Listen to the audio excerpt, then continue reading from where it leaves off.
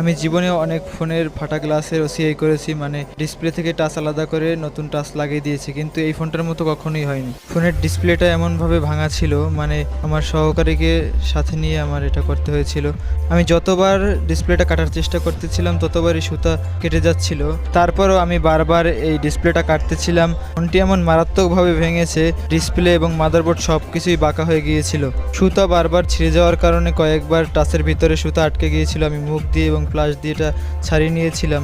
তারপর আলহামদুলিল্লাহ আস্তে আস্তে আমাদের এটা টাচটি কাটা হয়ে গিয়েছিল। ভয়ে ছিলাম ডিসপ্লেটা চলে যায় কিনা। এ ধরনের কাজে কিন্তু অনেক রিস্ক থাকে।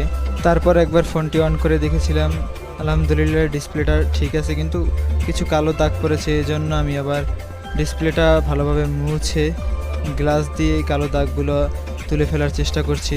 কালো দাগগুলো তুলে ফেলার পর এটা মেশিনের ভিতর কিছুক্ষণের জন্য রেখে দিলাম। 5 মিনিট পরে মেশিন